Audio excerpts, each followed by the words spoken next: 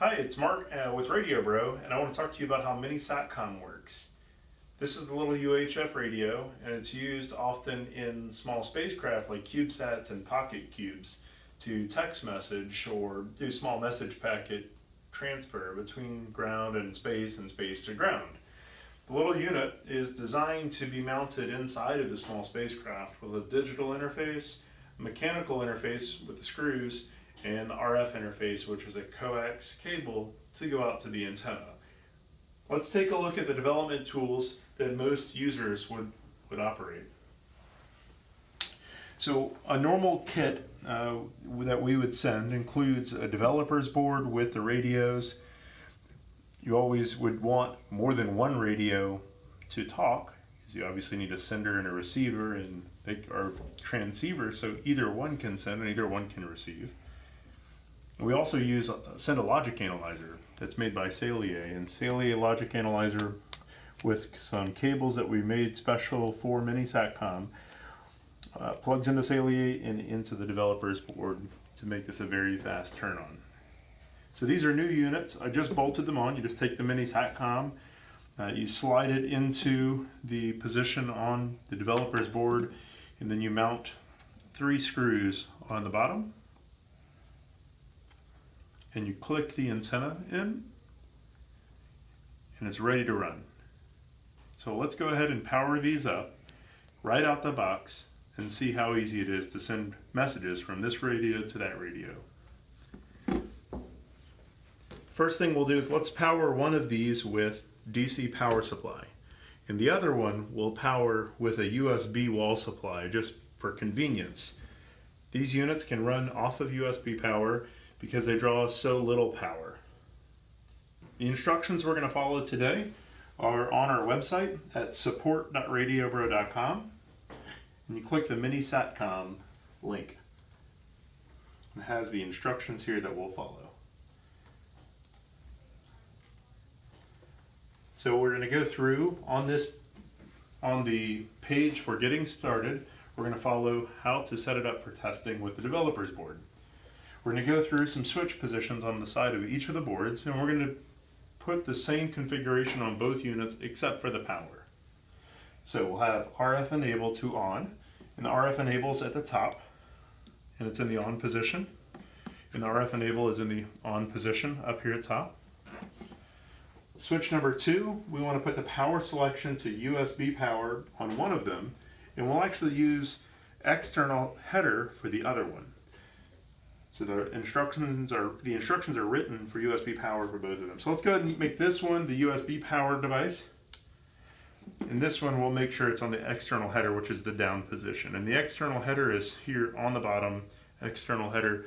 You can hook your own computer up here to do your testing, so you don't actually have to electrically wire it ahead of time. And this time we'll actually use it for the electrical power input. It indicates to click the external headers to the on position, so that's up. So I'll go ahead and turn all of these on. That's going to turn on these headers down here at the bottom. The next instruction is to take switch number 3 and set it to the VCC IO selection to power source. So that's the up position.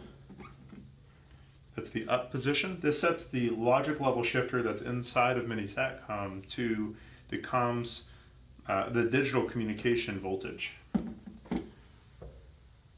Serial port selection to FTDI.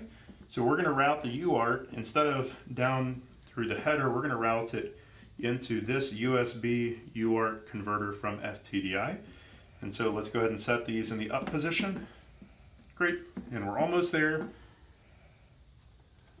The hookup is now complete, and we can now turn on the serial ports.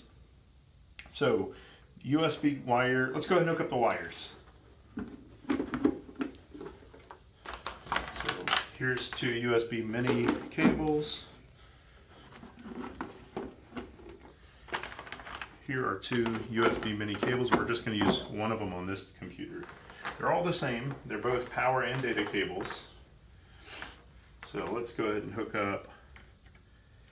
We'll need to know what port number these are. So as we plug the FTDI into the computer, we're going to go look in the control panel to see which port it creates. It's a virtual comms port. So that should install. I'll go into Device Manager and into ports, and that created port COM30. Let's go ahead and do the second one. All these cables are the same, so it's no issue here to go ahead and click them in.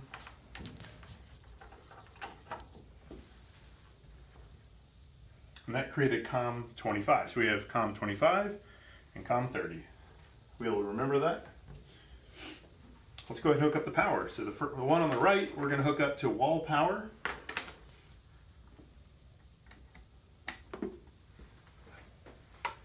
I've got a little power brick over here on the right, or in the back, I'm sorry. And now we'll use a set of headers to connect to the power supply, which is currently turned off. So I'm gonna hook up ground, and I'm gonna hook up power in, and we're ready to go. So I'm gonna power it at 5 volts today. 5 volts, I'm gonna give it a 1/4 amp, but we're not gonna use a 1/4 amp. And you can see it's already floating. The floating power is actually coming from the Ethernet, or I'm sorry, the USB networking here. So there's very little power consumers here, but actually this device here is creating that power noise that we see. Let's go ahead and turn on 2 serial ports. I like to use a software called Hercules serial terminal, and it's hw-group.com, hwgroup.com. And they have a very easy to use software that we're going to operate today. And I've turned on 2 of the terminals, and we're going to go ahead and set them up. So we'll just line them up so the one on the left is the one for the one on the unit on the left, and the one on the right is the unit on the right. Okay, so on the left that was COM25. The one on the right was serial COM30. Okay, we need to know the baud rate. So back to the how-to page here. So interfacing, there's the wires. The default configuration 2.2. Now the RF, the actual radio signal is at 9600 baud when it ships. But that's not the serial interface. The serial interface, which is this line, it says it's 115200, 8 bits, 1 start bit, no parity. So let's set this up to 115200. We'll go ahead and and it has 8 off, or none, off, free, open. Let's go ahead and open up the port. And we'll say it's data ready and clear to send. So it's setting up the flow control pins. And again, 115200, leaving all this alone. And we'll open up the flow control pins at the bottom. Okay, so we saw a little bit of information come from the radio already. Let's go ahead and turn on the unit on the left. So we're at 5 volts, 1/4 amp, and we're gonna turn it on, and we get about 12 milliamps draw. And you notice right away it sent the message of the startup information. So it has the serial number. In this case it's M4010, and this one is M4009. So let's reset the power here. Resetting the power is very easy. We just go to this connector number 2 and power source, turn it off, turn it on, and you can see it sent the whole packet again. Very easy to do a power reset on MiniSatCom. We are now ready to send the message itself. It comes pre-configured for a default setup. You would still need to change your call sign, turn on probably AX25 settings, depending on what your radio license is. In the serial terminals, we're going to make sure that carriage return line feed is turned on and the local echo is turned on. And then I'm going to disable the delete EOL, which is the end of line. And let's go ahead and send a message from left to right. Let's send hello world. If you read the instructions, the serial string needs to start with a semicolon, and then you can just type in any ASCII you want. and then you need to send a carriage return. In Hercules, that's actually a angle bracket, capital CR, close bracket. So you can see here how to send the carriage return. We'll go ahead and send it, and it shows up on the other side. So this is the echoed command. This is a local echo. It means I sent the command, and then you can see it returned. These other characters that you see that have been sent have to do with the message packeting, and it passes it on. So you're going to have to establish how you want to start and end your packets in hex before you send these.